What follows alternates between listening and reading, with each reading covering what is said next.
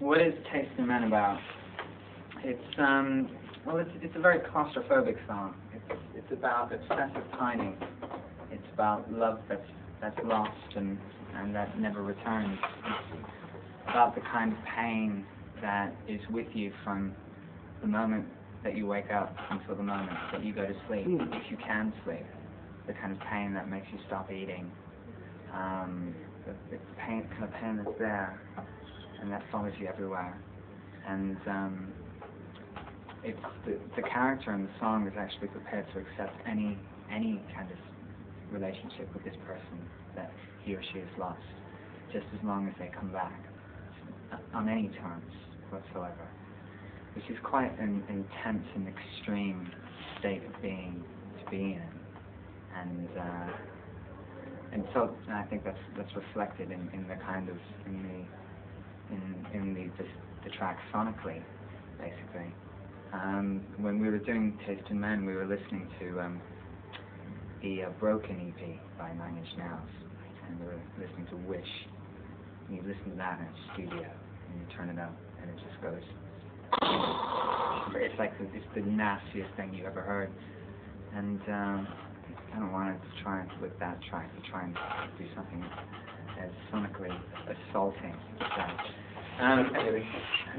Yeah, decapitating. Decapitating, yeah. We wanted you to get kind of like pinned up against the wall when you heard the track. It's a statement of intent, and that's the reason why it's the first single. It was meant to confuse. We're a band that kind of breeds on confusion, really. Well, the video for the single is inspired by European art movies. Last year in Marienbad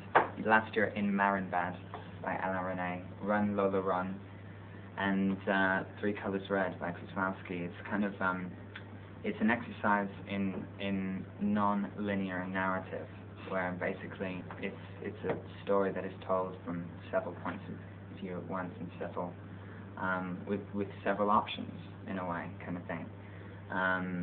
The Kosmowski connection is that people miss each other sometimes they meet. The Lola Run connection is that it's that sequences are repeated. There's a bit of The Shining in there with the long corridors, you know. And we're more and more these days into making videos which are more like films, more like short films.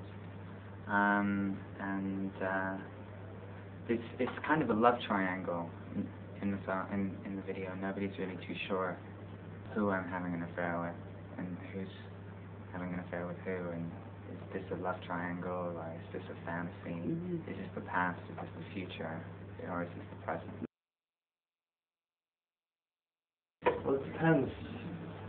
Well, I've been checking out the website quite a lot lately, and everyone there, I think it took about 1 or 2 listens before they actually got it, but it's been very positive.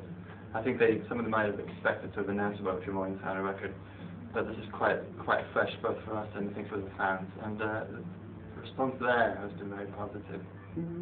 So don't believe everything you read in IPC magazine. The response to the single has actually been extremely positive, and so we're happy. It does, yeah, but we're not telling you.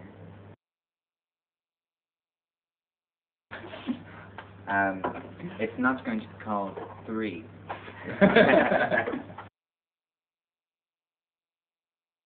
No, it's still an album that has quite a lot of love songs on it, but it's veered off into politics a bit more, and it's veered off into sort of subjects like prejudice, and the songwriting has expanded from just being about love and broken hearts,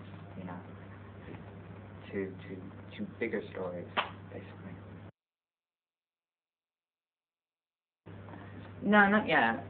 Don't worry about it just yet, because it feels like it's just the beginning. I think it feels kind of like we've taken 3 albums to kind of get our sound to where we wanted it to be, and finally, finally we've made a record that we're proud of. I'm proud of it, obviously. You know, but this one was definitely, you know, we achieved everything that we set out to do.